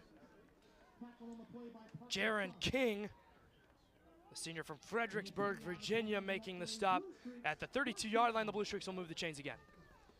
Keep the clock running. There's plenty of football left in this fourth quarter, but Yellow Jackets definitely have to play catch up here on defense and try to force something like that interception that they had earlier from Sempton-Felter, but they couldn't do anything offensively after that, even after getting that turnover. But John Carroll, like I said, they just can kind of do whatever they want on offense and kind of run whatever plays with whatever personnel they want because they have such a commanding lead right now.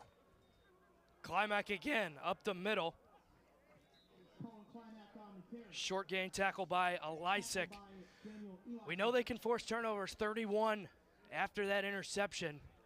Blue Streaks are going to have to hold the football the whole time of possession as it looks like Moten's going to come back into the game at quarterback.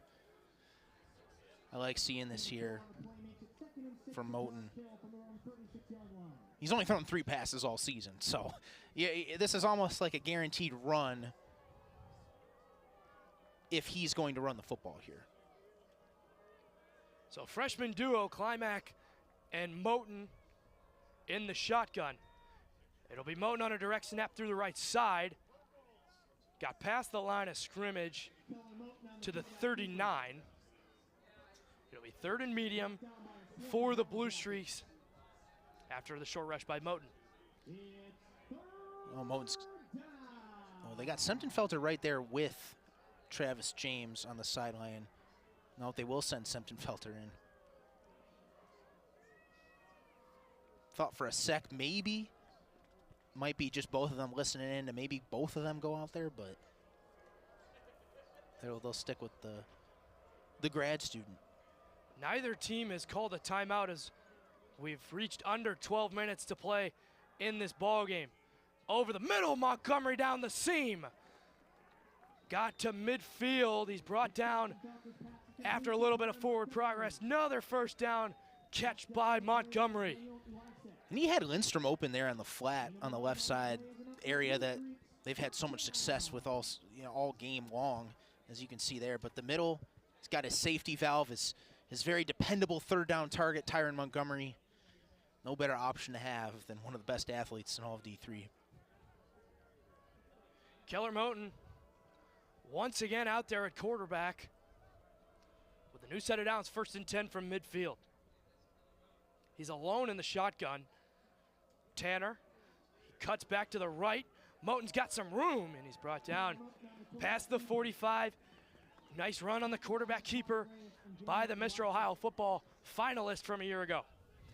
And it's coming from a great program in Walsh Jesuit. Just suffered a tough loss last night to Avon in the state semifinals. Coach Nick Alexander, I mentioned in the first quarter how he's former pass game coordinator, quarterback coach for the Blue Streaks, and during the late 2010s, actually when John Carroll faced off against Randolph-Macon in 2018, Nick Alexander was on the staff, but he's done such a phenomenal job with the Warriors, Walsh Jesuit, and they send a lot of players and students here to John Carroll. Moten again on the keeper. Got a blocker to the right side. Lysick hit him, but the freshman turning those legs, got past the 40. Good for another Blue Streak first down.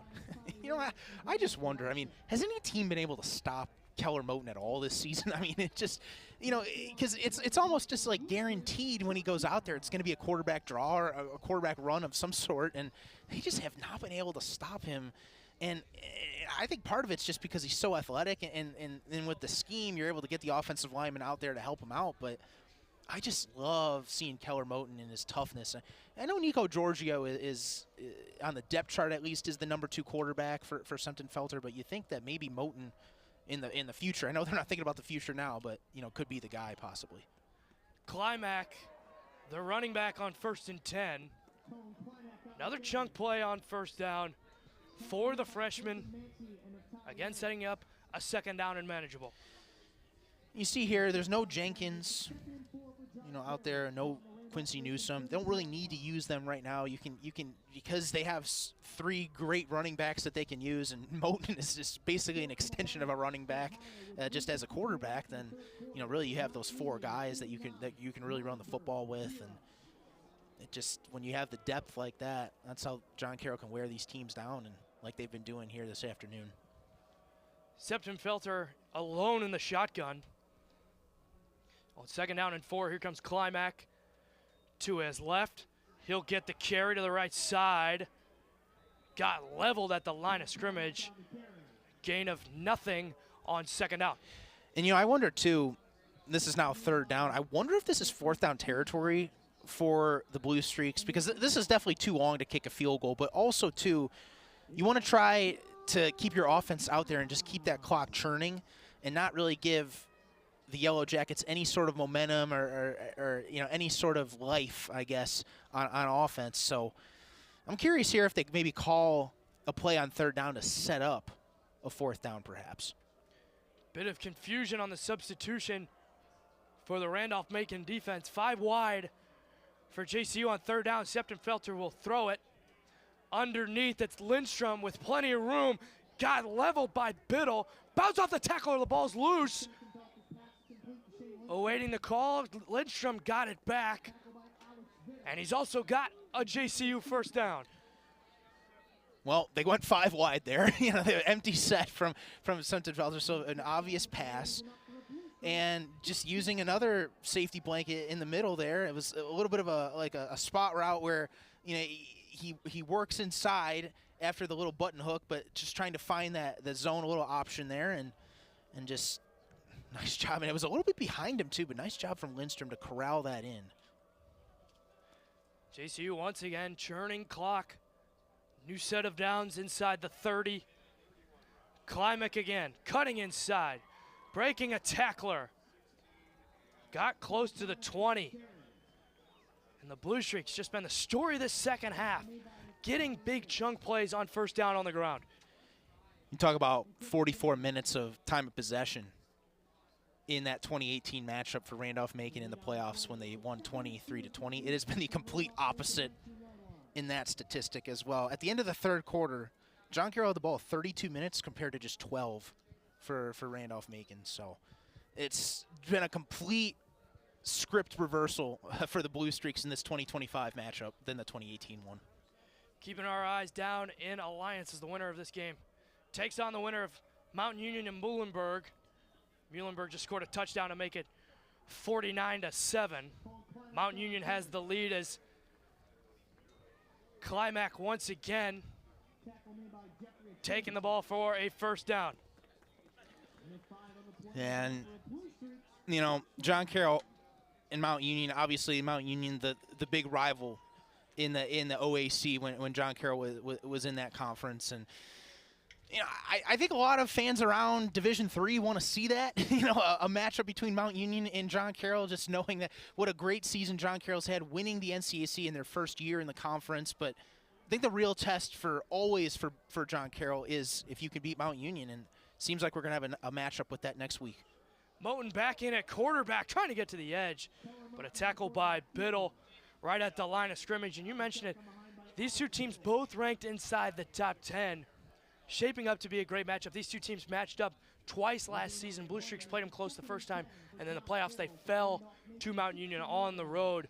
Looking like they're going to get another shot at them, and they've been playing their best football really since that Week 2 loss to Johns Hopkins. And you know what? This team with Coach Jeff Behrman's squad, they're so good at just looking at the one opponent each time. But you got to think, like, somewhere in the back of everyone's head, it's like, all right, are we gonna face Mount? Are we gonna be able to really see who's gonna win the state of Ohio, if you will, in Division III? And you know, but they've been doing such a great job of just staying grounded and not overlooking anyone. Randolph-Macon's definitely a team you could not overlook coming into this matchup. Obviously, certainly the Blue Streaks did not do that today and really kept their composure. You know, we're very level and we're really able to just ground it out, and it's going to be really, really great to see next week. Just under 5 minutes, 4:20 to play. The 13th play of this drive for John Carroll. Trying to put the exclamation point on this one. 3rd down and 5 from the 11. Septenfelter, play clock at 3. Will look to pass. Short to Klimek on the sideline, lowering the shoulder past the 5. It will be a Blue Streak first down. They've got goal to go, under 4 minutes to play. Freshman Klimek being smart there, not just running out of bounds, but just keep that clock moving to stay in bounds. Really smart play there. And Septenfelter, the smart quarterback, using all of that play clock, waiting till it goes down to 1 second. Really, really great execution from the Blue Streaks. Only seeing Klimek on this drive as Moten once again coming in at quarterback. 1st and goal from the 4. Trying to punch it in one more time. Nelson, the motion man. Moten up the middle, hit immediately. Nathan Hall driving him beyond the line of scrimmage, a loss of 1 on the keeper by the freshman Moten. Well, that's the 2nd time Moten's carried in a row, and it seems like maybe the Yellow Jackets have figured it out a little bit as of right now. It looks like Moten's going to just come to the sidelines. This Septenfelter will go back in, but just trying to get the icing on the cake here as less than 3 minutes remaining now, and just to really put an exclamation point on such a dominant performance from John Carroll. So they have second and goal from the 5-yard line after the loss of 1. Septenfelter back in at quarterback. He'll pitch it out to the freshman, Klimek, down the left side, and he's in to put the icing on the cake on this one. The Blue Streaks' dominant performance on that drive, and they lead at 34-6. And how about that? I mean, 4th different player to score a touchdown for John Carroll here this afternoon, and I think that drive right there, I think that just really epitomizes John Carroll football and really this game of just that grinded out, converting on 3rd downs, which is something that only 3 other teams in all of Division III are better than that. Than John Carroll is their 4th in the country in 3rd down percentage, and it's just such a beautiful thing to see. And you know, Coach Dean Paul, they say they work really hard at effective communication on defense. I think it's the same goes communication on offense with the blocking, and everyone's in sync. Klimek just doing a great job lowering the shoulder there. Tough, really tough physical player and getting his presence known. And, you know, Coach Paul, he called that magical. It's really magical to see, you know, that effective communication. And I think part of what's also magical, too, is with John Carroll is that, you know, there's a lot of these transfers that are on the team. You got Septenfelter, you have Montgomery Rawls, you know, even we haven't even called his name much, but Grobelsek on the defense, who transferred from Robert Morris. You have Lindstrom, Gino Blasini, who haven't really talked about much either, that are real key contributors. But really, John Carroll, what makes this place so special is that they really, all these guys that have a lot of potential, and you really get to see John Carroll really brings the best out of you. And I think that John Carroll has really brought the best out of those players. Brandon Staley, when he was here, he would talk about how, you know, John Carroll really brought the best out of him as a coach and really got him going and as a coach. And it's just been really special and magical to see that as well. Moore on the return gets to the 32-yard line. That touchdown by Klimek was his 4th rushing score of the season. Tackled by Javi Quimba on the return. So Cassiola, the senior, back out at quarterback. Not a lot of time left. 3 timeouts for Randolph-Macon, and they've just struggled to get anything going after that opening drive touchdown after the big return. Man, I wonder if they just run it now. They will to Chapman, met by Grobelsek at the line of scrimmage along with Nathaniel Hendricks. Another short game. This Blue Streak front 7 has just been playing their tail off in this afternoon. And Tommy Wazinski's not even out there. I mean, you're getting some more of the backups in now, which is always great. Always great to see when you know that the game is out of reach at the 35-6, and it's just this entire defense. I mean, just really credit. I think it just speaks to the team defense. I mean, there wasn't like one guy that was making all the plays or one guy making all the tackles. I mean, you've had multiple guys that have had sacks and TFLs and all that, and it's just been really, really magical to put it to see today. We've reached the 2-minute timeout in University Heights. Blue Streaks lead it 35-6. Just a dominant defensive performance. 13 yards rushing total and 8 yards passing. I mean, this Blue Streaks defense, you can't say enough because you see a couple clips defensively throughout this game. We mentioned the front 7, but it's also been the back end, the secondary. Haven't seen many passes, but when they have, they've shut it down. Well, they have because they've been so disciplined to the fundamentals, and that's what makes this defense so sound is, there's eye candy, right? So that there might be some guys in motion that the offense wants the defenders to follow, so that they can clear them out of the box and run up the middle or vice versa. And John Carroll's been so sound at that and just really playing team football and really being together and not really going for any of that and just staying on their man, and it's just been really, really great to see. Chapman was on the carry, brought down by Joe Bova, and Hendricks once again facing another 3rd down. Came into the game 47% on 3rd down. 1 of 7 today, facing a 3rd down and 7, under a minute and a half. Cassiola in the gun. Quarterback draw on the right side. He broke off of Hendricks, got close to the marker. Looks like he has enough for Yellow Jacket first down. I think that's only Randolph-Macon's 4th first down of the entire game, too. I mean, that's another stat that we haven't talked about either. At least at the end of the 3rd quarter, John Carroll had a 23-3 advantage in terms of first downs converted, and that is just really, really team football. and they've done it through the air. They've done it on the ground, and then the defense too. Just real hats off to them. Under a minute to play. That was Randolph-Macon's first down of the second half as Mitchell Johnson through the right side, brought down by Will Bates. Clock ticking down. The Blue Streak crowd can feel it. Looking for consecutive playoff victories for the first time in school history. Difference in play clock. Randolph-Macon may not run another play,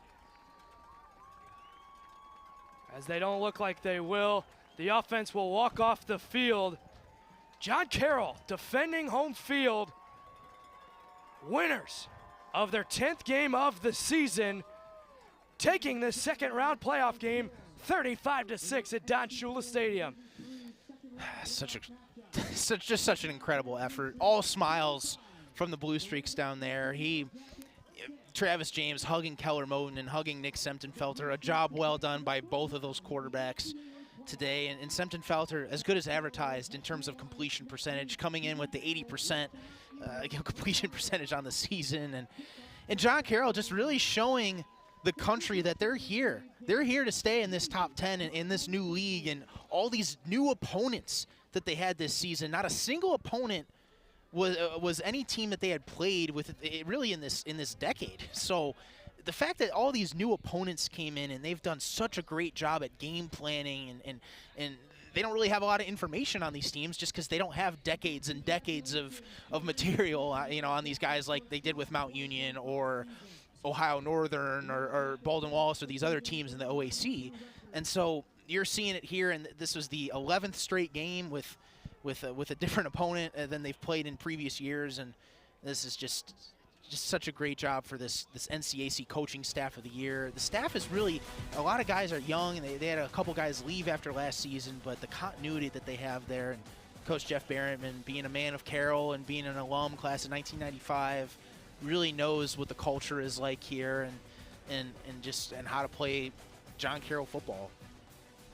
Nick Septim-Felter finishes the day 31 of 33, 257 yards and 3 touchdowns, and potentially his final game at Don Shula Stadium. Nemo Jenkins led the way, 53 yards rushing, 1 touchdown for Cohen Klimek on the ground. Tyron Montgomery, 84 yards receiving, and a touchdown through the air. We await the result down in Alliance, but it looks to be the Purple Raiders as they lead it 49-7 through the start of the first quarter. That'll do it for us on ESPN Plus. The John Carroll Blue Streaks win 10 games in 2025, defeating Randolph-Macon 35-6. For Jack Stevens, for Noah Tailuki, for Joe Ginley, our sports information director, good night. Blue Streaks a winner, 35-6.